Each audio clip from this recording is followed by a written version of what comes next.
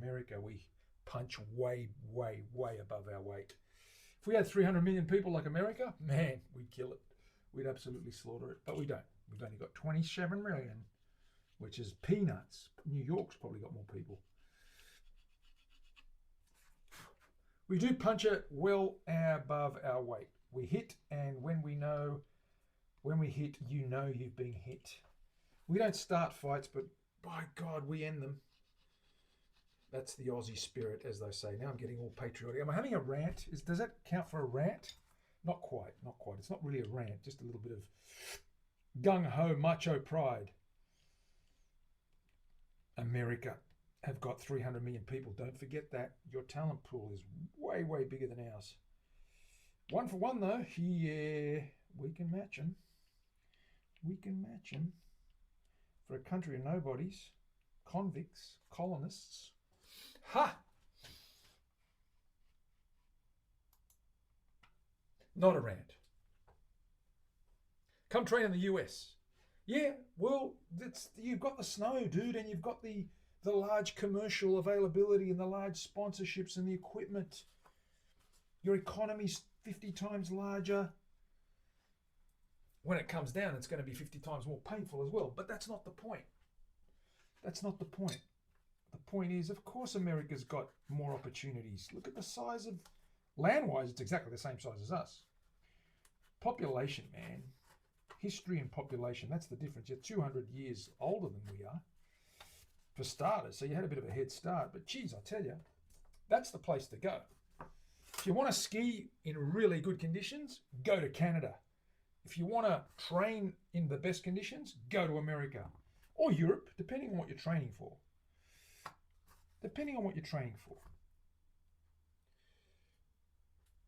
But absolutely, the opportunities are endless. I'd like to come to America and make guitars.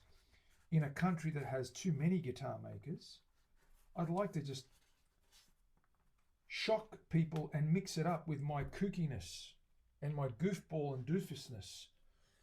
Would my doofus behavior go down in America? I don't know.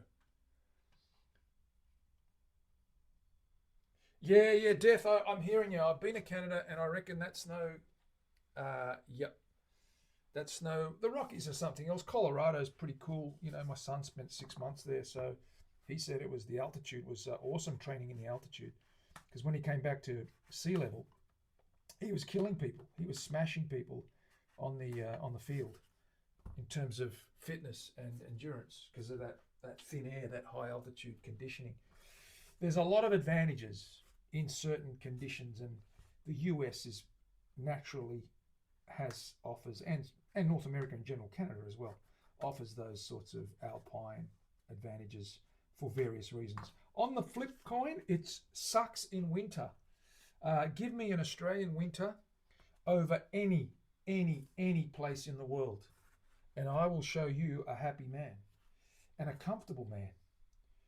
But the summers here are a little bit hot and sticky, depending on where you are, of course. But I mean, you know, as far as natural resource goes, Australia, you can't beat Australia. We got everything.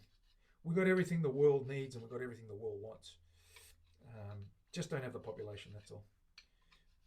But it's okay. You can't have everything. Is that right, Death? We can't have everything, man. We've got funny accents. We've got a funny sense of humour. We do punch way beyond above our weight, though, in many aspects. It's just that desperate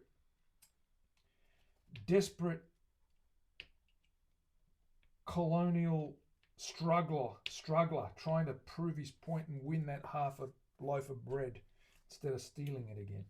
Ha! That's what I say to all my English-blooded friends anyway.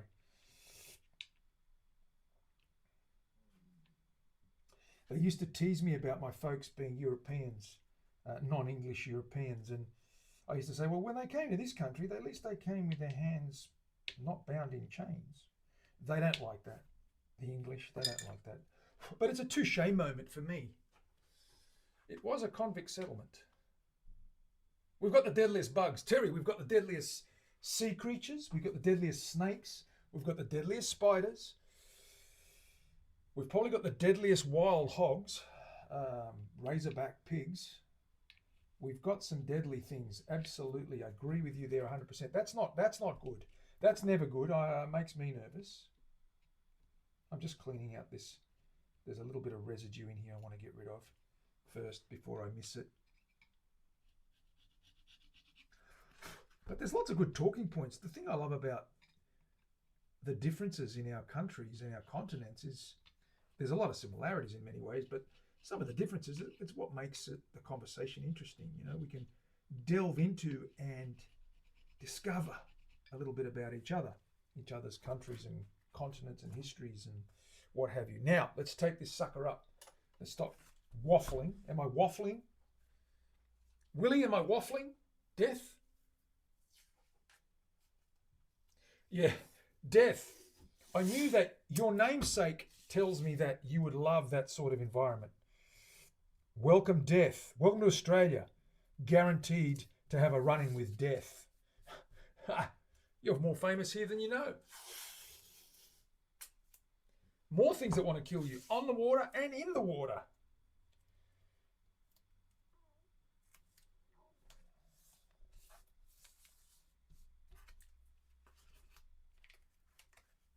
On the water and in the water, my friend. Ha! But you'll be welcome here. Death will be welcome here because there's so much of it around. It'll feel like a second home to you, man. I'm telling you now. Ha! Okay, let's put these things on. We're going to give this a very light dressing, and then we're going to do the edges as well, and then we're going to polish this up and put that nut in.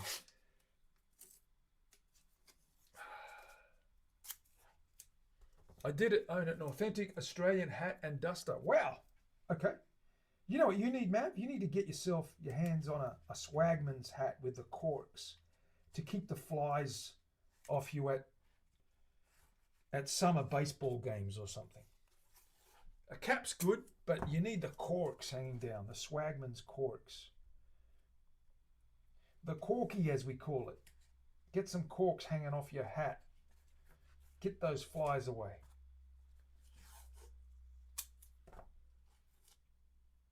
Northeastern Canada, but such was the case.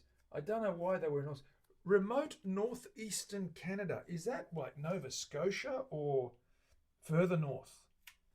God knows where you're talking about now. Saskatchewan, is that the place maybe? My geography's a little bit out.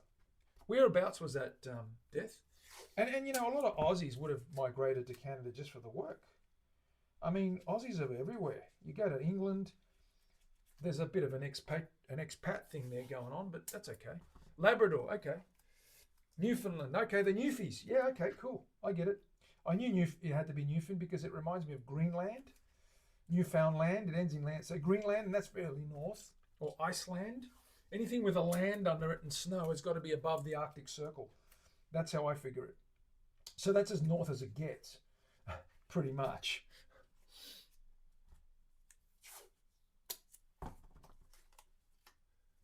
Newfie.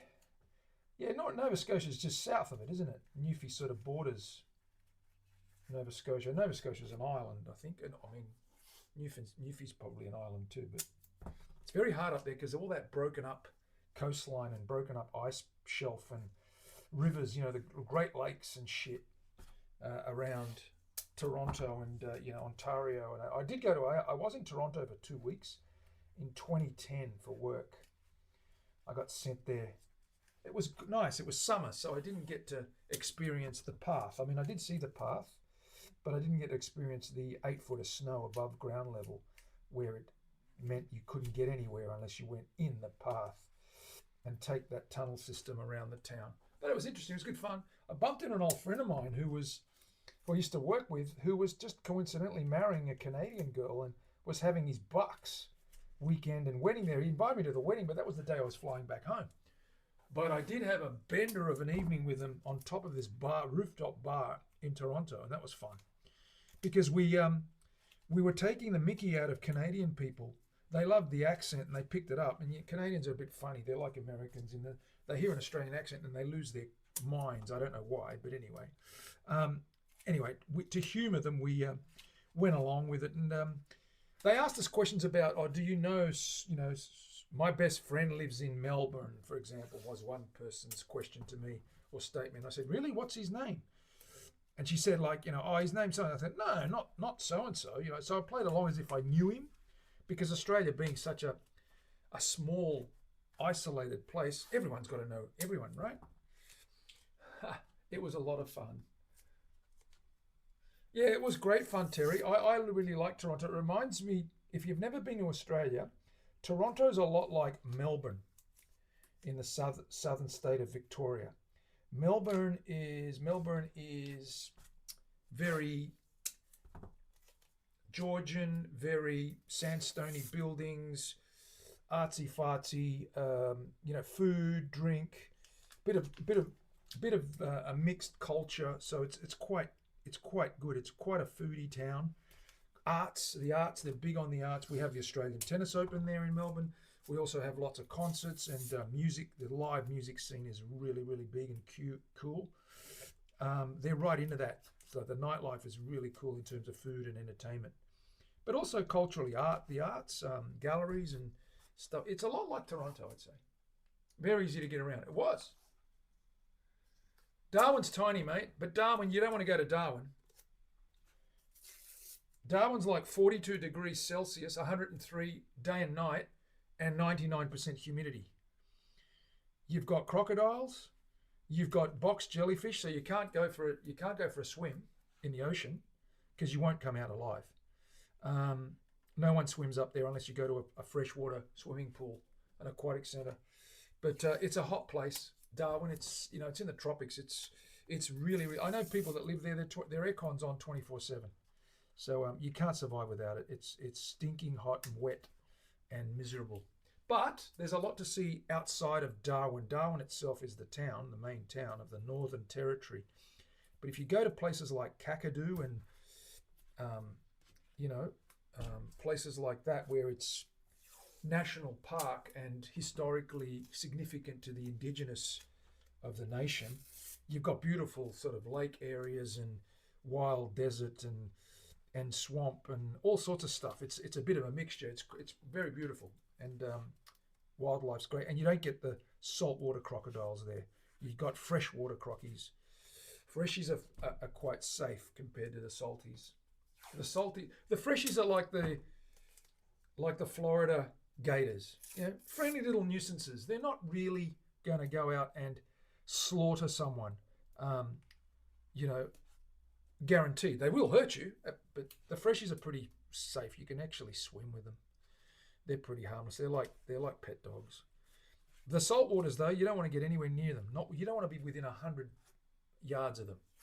They'll hunt you down. They'll smell you. They'll hunt you down, and they're so still and they're so quick.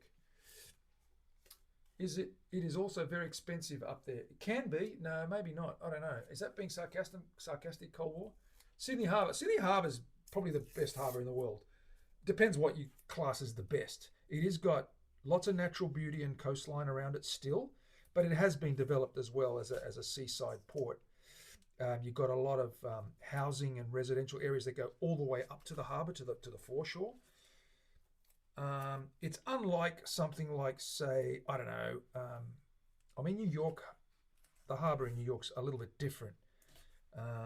San Fran's a little bit different too. It's a little bit more scattered, and you got that massive bridge. But yeah, it's very dense, Sydney Harbour. But there's the shape of it is it's a flood. It's literally a flooded valley. Okay, it's a flooded valley, and that means that ancient times that was all underwater, but it's now the water levels have dropped and it's exposed all those cliff faces and valleys and river systems, etc. Yeah, just don't stick around. Yeah, Cold War, that's very, very true. Salties, yeah, I don't know. I don't want to risk it, man. There's nothing I'm going to do to get myself acquainted with a saltwater croc. I'm not going to be that close to one, let me tell you. I'd tell you that for nothing. I'll give you that for nothing. And Darwin was one of the few places that, unlike, like Hawaii, I guess, with Pearl Harbor. Darwin was actually bombed during World War II. There was an attack on